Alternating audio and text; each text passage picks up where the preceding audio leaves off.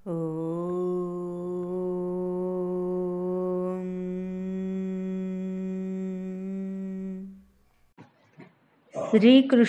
नमः. नमस्कार. माझ्या थिंक रिच अँड पॉझिटिव्ह या चॅनलमध्ये तुम्हा सर्वांचे मनापासून खूप खूप स्वागत आहे. आज मी तुम्हाला अध्याय 10 विभूती योग सांगणार आहे. हा विभूती योग याचा अर्थ आहे श्री भगवंतांचे ऐश्वर्य. भगवान श्रीकृष्णांनी आपल्या दैवी विभूती म्हणजेच जगभर पसरलेल्या आपल्या रूपांची व सामर्थ्यांची माहिती दिली आहे. या अध्यायात भगवान श्रीकृष्ण अर्जुनाला सांगतात की हे अर्जुना, माझ्या दैवी विभूतींचा अंत नाही. मी सर्वांच्या हृदयात स्थित आहे. जे जे तेज, सामर्थ्य, सौंदर्य आणि ज्ञान आहे ते माझ्याच तेजाचा अंश आहे. श्लोक. अहम आत्मा गुडाकेश सर्वभूताशय स्थितः अहमादिश्च मध्यम च भूतानामंत एव च. म्हणजेच याचा अर्थ आहे की हे अर्जुना, मी सर्व प्राण्यांच्या हृदयात वसलेला आत्मा आहे. मीच प्रारंभ, मध्य आणि शेवट आहे. अध्याय प्रारंभ. श्री भगवान म्हणाले, हे महाबाहो अर्जुना, पुन्हा ऐक. तू माझा प्रिय मित्र असल्यामुळे तुझ्या हितार्थ मी तुला असे ज्ञान प्रदान करीन जे मी पूर्वी सांगितलेल्या ज्ञानापेक्षाही श्रेष्ठ आहे. जेव्हा श्रीकृष्ण या भूतलावर होते तेव्हा त्यांनी ही सर्व 6 ऐश्वर्ये प्रकट केली. म्हणून पराशर मुनींसारख्या महर्षींनी श्रीकृष्णांचा पूर्ण पुरुषोत्तम भगवान म्हणून स्वीकार केला आहे. आता श्रीकृष्ण अर्जुनाला आपल्या ऐश्वर्याचे आणि आपल्या कार्याचे अतिशय गोपनीय ज्ञान प्रदान करत आहेत. यापूर्वी 7व्या अध्यायापासून भगवंतांनी आपल्या निरनिराळ्या शक्ती आणि त्या शक्ती कसे कार्य करतात याचे विवरण केले आहे. आता या अध्यायामध्ये भगवंत अर्जुनाला आपल्या ऐश्वर्याचे वर्णन करून सांगतात. दृढनिष्ठेने भक्तिभाव स्थापन करण्याकरता पूर्वीच्या अध्यायामध्ये त्यांनी आपल्या विविध शक्तींचे स्पष्ट वर्णन केले आहे. पुन्हा या अध्यायामध्ये ते अर्जुनाला आपल्या विभूती आणि विविध ऐश्वर्यांबद्दल सांगत आहेत.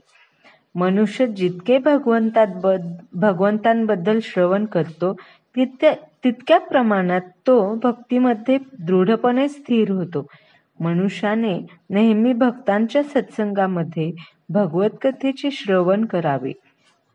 त्यामुळे त्याची भक्ती मार्गावरील श्रद्धा दृढ होते.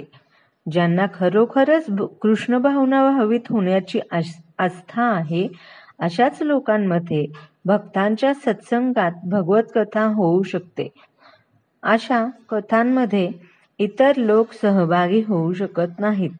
भगवंत अर्जुनाला स्पष्टपणे सांगतात की तू मला अत्यंत प्रिय असल्यामुळे मी तुला तुझ्या हितार्थ असे ज्ञान प्रदान करत आहे.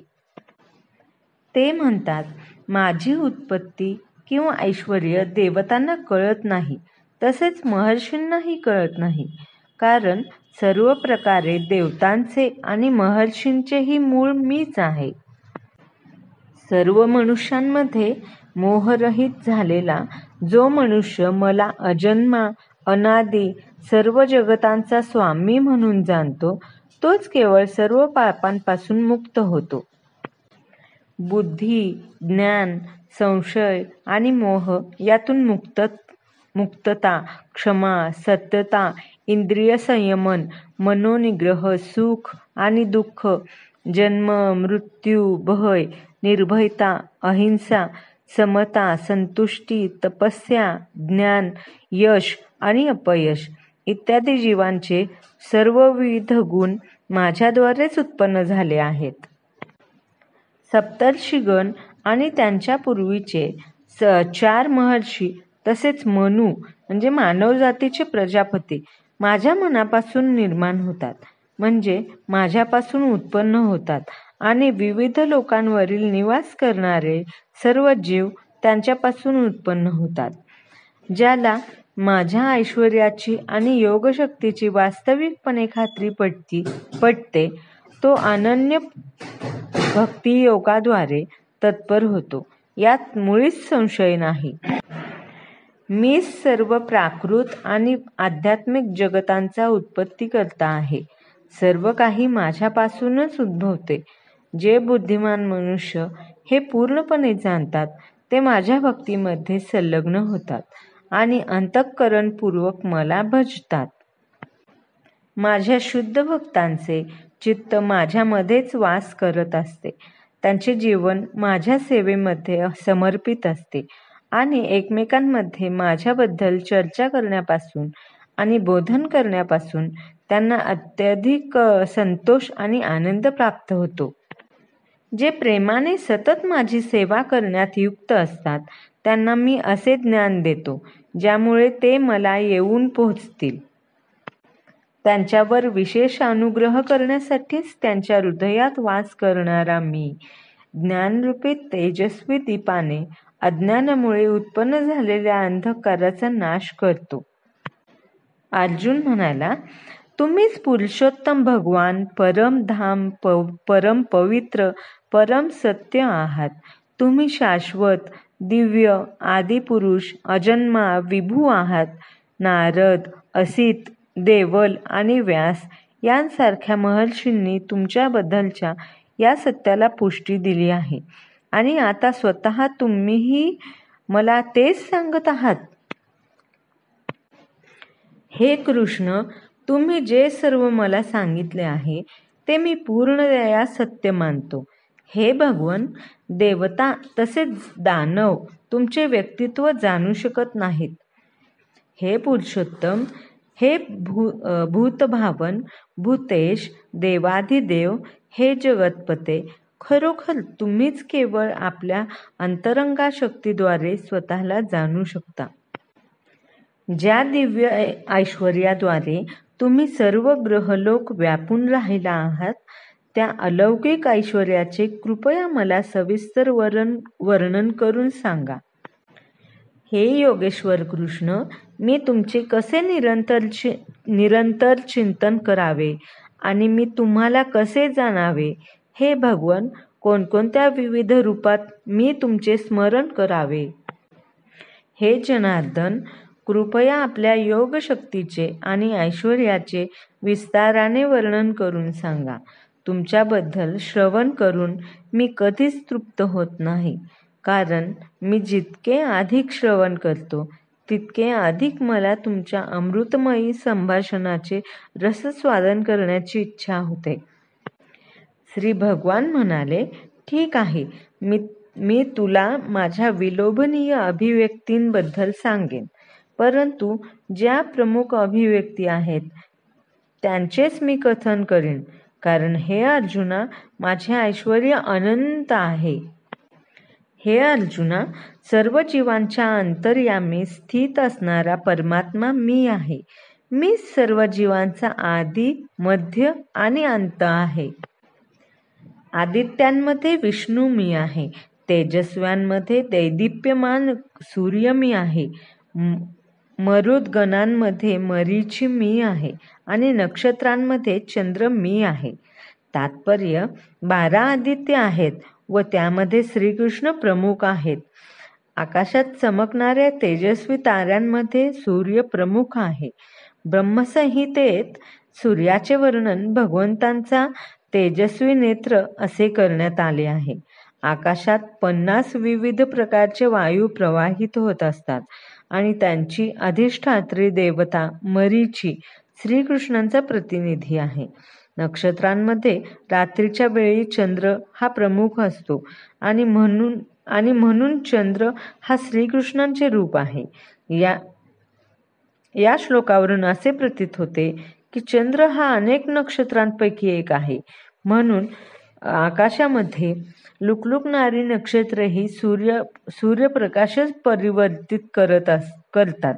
ब्रह्मांडामध्ये अनेक सूर्य असल्याच्या सिद्धांताला वेद स्वीकार करत नाही. सूर्य हा एकच आहे आणि ज्याप्रमाणे सूर्यप्रकाशामुळे चंद्र प्रकाशमान होतो त्याचप्रमाणे सूर्यप्रकाशामुळे नक्षत्रही चमकतात. या ठिकाणी भगवद्गीतेत सांगितल्याप्रमाणे चंद्र हा नक्षत्रांपैकी एक असल्यामुळे चमकणारे तारे हे सूर्य नसून चंद्राप्रमाणेच नक्षत्रे आहेत. पुढे ते म्हणतात, वेदांमध्ये सामवेद मी आहे, देवतांमध्ये स्वर्गाचा राजा इंद्र मी आहे, इंद्रियांमध्ये मन मी आहे आणि प्राणिमात्रांमधील चेतना मी आहे. सर्व रुद्रांमध्ये शंकर मी आहे, यक्ष आणि राक्षसांमध्ये कुबेर मी आहे,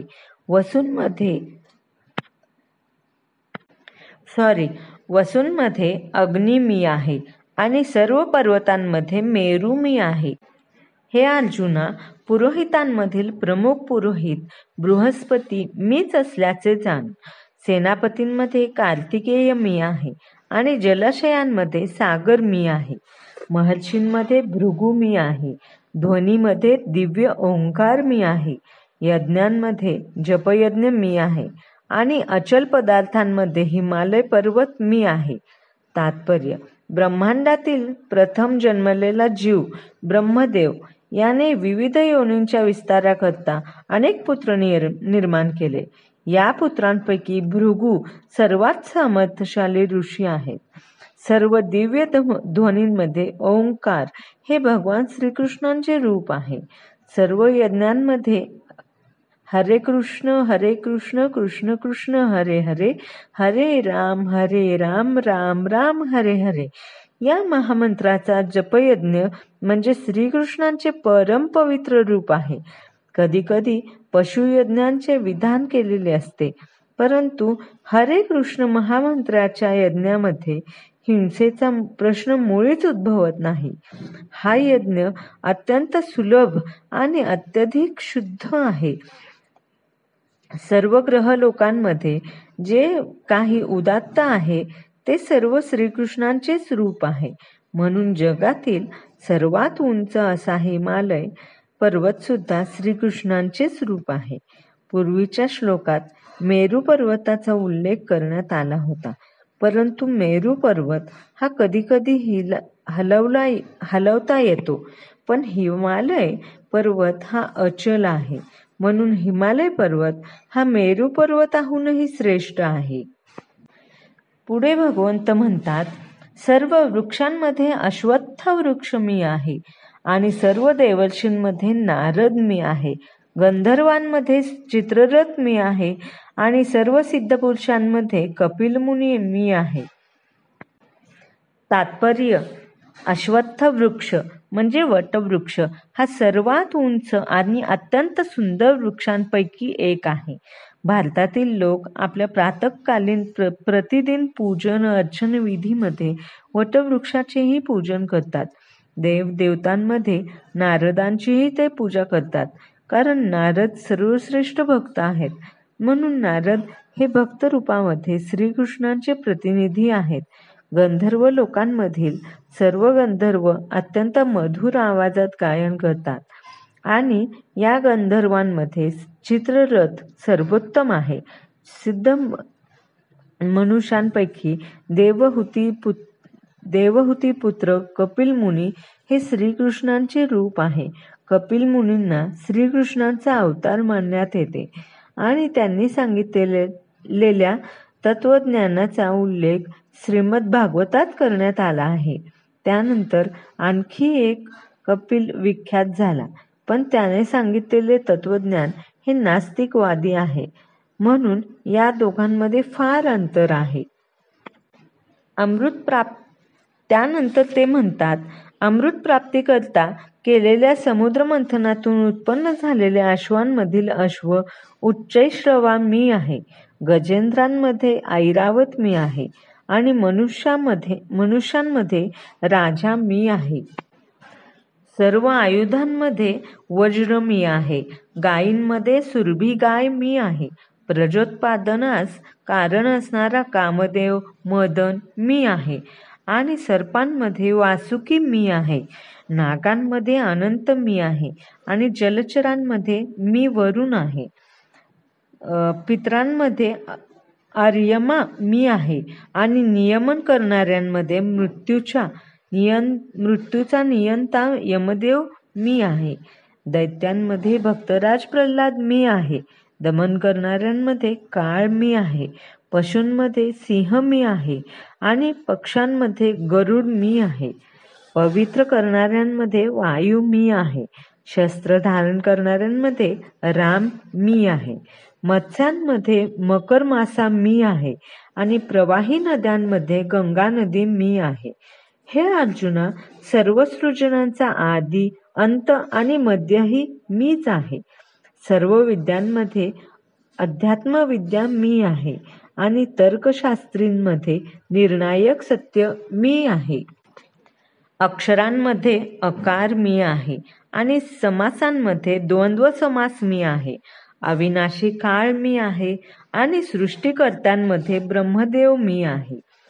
सर्व हरण करणारा मृत्यू मी आहे आणि भविष्यामध्ये अस्तित्वात येणाऱ्या प्रत्येक वस्तूचे कारणही मीच आहे. स्त्रियांमध्ये कीर्ती, ऐश्वर्य, मधुरवाणी, स्मृती, बुद्धी, दृढता आणि क्षमा मी आहे. याचे तात्पर्य सांगितले. जन्मापासूनच मनुष्य क्षणोक्षणी मरत असतो. मृत्यू हा क्षणोक्षणी प्रत्येक जीवाचे भक्षण करत असतो, परंतु शेवटच्या प्रहराला मृत्यू असे म्हणतात. मृत्यू म्हणजे श्रीकृष्ण आहेत. शरीराची वाढ होताना सर्व जीवांमध्ये 6 प्रकारचे बदल होतात. त्यांचा जन्म होतो, वाढ होते, काही काळासाठी अस्तित्वात राहतात, उपफले निर्माण करतात, क्षीण होतात आणि शेवटी त्यांचा विनाश होतो. या 6 स्थित्यंतरांपैकी गर्भातून बाहेर येणे हा पहिला बदल म्हणजे श्रीकृष्ण आहेत. जन्मापासूनच सर्व भावी क्रियांचा प्रारंभ होतो. या ठिकाणी उल्लेख केलेल्या कीर्ती, भाग्य, मधुरवाणी, स्मृती, बुद्धी, निष्ठा आणि क्षमा या 7 ऐश्वर्यांना स्त्रीवाचक मानले जाते. जर एखाद्या व्यक्तीकडे ही सर्व किंवा त्यांपैकी काही ऐश्वर्य असली तर त्याला स्तुत्य समजले जाते. जर एखादा मनुष्य सदाचारी असेल तर तो स्तुत्य बनतो. संस्कृत ही परिपूर्ण भाषा आहे आणि म्हणून अत्यंत कीर्तिमान आहे. एखाद्या विषयाचे अध्ययन केल्यावर जर मनुष्याला त्या विषयाचे स्मरण होऊ शकत असेल तर त्याला उत्तम स्मृतीचे वरदान लाभलेले असते. निरनिराळ्या विषयांवरील अनेक पुस्तके केवळ वाचण्याचीच योग्यता नव्हे तर ती जाणून घेणे आणि त्यांना आवश्यकतेनुसार जीवनात उतरवणे म्हणजेच बुद्धी होय. अस्थिरतेवर विजय प्राप्त करणे म्हणजेच दृढता होय. जेव्हा पूर्णपणे योग्य झाल्यावरही मनुष्य विनम्र आणि शांत असतो आणि जेव्हा तो सुखदुःखामध्ये स्थिर असतो तेव्हा त्याच्याकडे असणाऱ्या ऐश्वर्याला क्षमा असे म्हटले जाते. यापुढे भगवान म्हणतात, सामवेदातील स्रोतांमध्ये बृहत्साम मी आहे आणि छंदांमध्ये गायत्री मी आहे. मासांमध्ये मार्गशीर्ष म्हणजे नोव्हेंबर आणि डिसेंबर महिना मी आहे आणि ऋतूंमध्ये वसंत मी आहे. फसवणाऱ्यांमध्येही द्यूत मी आहे आणि तेजस्व्यांचे तेज मी आहे. विजय मी आहे, साहस आणि बलवानांचे बलही मीच आहे. वृष्णवंशीयांमध्ये वासुदेव मी आहे आणि पांडवांमध्ये अर्जुन मी आहे. मुनींमध्ये व्यास मी आहे आणि महान विचारक कवींमध्ये उशना मी आहे. अराजकतेचे दमन करणाऱ्या सर्वसाधारणांमध्ये दंड मी आहे आणि जे विजयेच्छू आहेत त्यांची नीती मी आहे. रहस्यांमधील मौन मी आहे आणि ज्ञानीजनांमध्ये ज्ञान मी आहे. तसेच हे अर्जुना, संपूर्ण सृष्टीचे बीज मी आहे. कोणताही चराचर प्राणी माझ्या विना अस्तित्वात राहू शकत नाही. तात्पर्य, प्रत्येक गोष्टीला कारण असते आणि ते कारण किंवा बीज म्हणजे श्रीकृष्णच आहेत. श्रीकृष्णांच्या शक्तीविना काहीच अस्तित्वात राहू शकत नाही. म्हणून श्रीकृष्णांना सर्वशक्तिमान म्हटले जाते. त्यांच्या शक्ती वाचून कोणतीही चराचर वस्तू अस्तित्वात राहू शकत नाही. जे काही श्रीकृष्णांच्या शक्तीवर आधारित नाही तिला माया म्हणजे जे अस्तित्वातच नाही असे म्हणतात. सर्व ऐश्वर्यवान, सुंदर आणि तेजस्वी अभिव्यक्ती माझ्या तेजाच्या केवळ एका स्फुल्लिंगातून उत्पन्न झाल्या आहेत हे तू जाण. तात्पर्य, आध्यात्मिक अथवा भौतिक जगातील कोणतीही सुंदर किंवा तेजस्वी अभिव्यक्ती ही श्रीकृष्णांच्या ऐश्वर्याचा केवळ एक अंश असल्याचे जाणले पाहिजे. कोणतीही असामान्य ऐश्वर्यमय वस्तू श्रीकृष्णांच्या ऐश्वर्याचे रूप आहे असे समजले पाहिजे. हे परंतप, माझ्या दिव्य विभूतींना अंत नाही. मी तुला जे सांगितले आहे ते माझ्या अनंत विभूतींचे केवळ सूचक आहे. वेदांमध्ये सांगितल्याप्रमाणे भगवंतांच्या शक्ती आणि ऐश्वर्यांना अनेक प्रकारे जाणण्यात आले तरी अशा ऐश्वर्यांना मुळीच अंत नाही. यास्तव सर्व शक्ती आणि विभूतींचे वर्णन करणे शक्य नाही. अर्जुनाच्या जिज्ञासेचे समाधान करण्याकरता केवळ काही उदाहरणे वर्णिली आहेत. परंतु हे अर्जुन, या साऱ्या सविस्तर ज्ञानाची काय आवश्यकता आहे? माझ्या केवळ एकाच अंशाने मी हे संपूर्ण विश्व व्यापून धारण करून राहिलो आहे. तात्पर्य, भगवंत परमात्मा रूपाने प्रत्येक वस्तूमध्ये प्रवेश करून संपूर्ण प्राकृत सृष्टी व्यापून राहतात. भगवंत या ठिकाणी अर्जुनाला सांगतात की निरनिराळ्या वस्तू आपल्या निरनिराळ्या ऐश्वर्याने आणि वैभवाने कशा अस्तित्वात आहेत हे जाणण्यात काही अर्थ नाही. त्याने केवळ इतकेच जाणले पाहिजे की श्रीकृष्णांनी प्रत्येक वस्तूमध्ये परमात्मा रूपाने प्रवेश केल्यामुळे सर्व वस्तू अस्तित्वात आहेत. सर्वश्रेष्ठ जीव ब्रह्मदेवापासून ते लहान मुंगीपर्यंत सर्व काही भगवंतांनी प्रत्येक वस्तूमध्ये प्रवेश करून त्यांना धारण केल्यामुळे अस्तित्वात आहेत. एक संस्था असा नेहमी प्रचार करते की कोणत्याही देवतेची उपासना केल्याने मनुष्याला परमध्येयाची भगवंतांची प्राप्ती होऊ शकते. परंतु या ठिकाणी देवतेच्या उपासनेला मुळीच प्रोत्साहन दिलेले नाही. कारण ब्रह्मा आणि शिवासारख्या मोठमोठ्या देवता सुद्धा भगवंतांच्या ऐश्वर्याच्या केवळ एका अंशाचे प्रतिनिधित्व करतात. भगवंत हे प्रत्येक सृष्ट वस्तूचे उगम आहेत आणि त्यांच्याहून श्रेष्ठ कोणीही नाही. ते असमौर्ध्व आहेत, अर्थात त्यांच्याहून श्रेष्ठ किंवा त्यांच्या बरोबरीचा कोणीही नाही. पद्मपुराणात म्हटले आहे की जो मनुष्य भगवान श्रीकृष्णांना देवता समान, मग ते ब्रह्मदेव असोत किंवा शंकर असोत, मानतो तो तात्काळ नास्तिक बनतो. तथापि जर मनुष्याने श्रीकृष्णांच्या शक्तीच्या विस्ताराचे आणि ऐश्वर्याच्या वर्णनाचे सखोल अध्ययन केले तर तो निस्संदेह श्रीकृष्णांचे स्वरूप जाणू शकतो. श्रीकृष्णांच्या भक्तीमध्ये आपले मन दृढपणे स्थिर करू शकतो. भगवंत आपल्या विभिन्नांश विस्ताराद्वारे परमात्मा रूपाने सर्व व्यापून राहतात. कारण परमात्मा अस्तित्वातील प्रत्येक वस्तूमध्ये प्रविष्ट होतो. म्हणून शुद्ध भक्त भक्तिभावाने परिपूर्ण आपले मन श्रीकृष्ण भावनेमध्ये एकाग्र करतात. यास्तव ते सदैव दिव्यावस्थेमध्ये स्थित असतात. या अध्यायातील 8व्या श्लोकापासून ते 11व्या श्लोकापर्यंत कृष्ण भक्ती आणि कृष्ण आराधना याचे स्पष्ट रीतीने निर्देशन करण्यात आले आहे. हा शुद्ध भक्तीचा मार्ग आहे. या अध्यायामध्ये भक्तीची परम संसिद्धी, भगवंतांचे सानिध्य कसे प्राप्त करता येते याचे वर्णन विशद रीतीने करण्यात आले आहे. गुरु शिष्य परंपरेतील महान आचार्य बलदेव विद्याभूषण या अध्यायावरील आपल्या भाष्याचा शेवट करतात.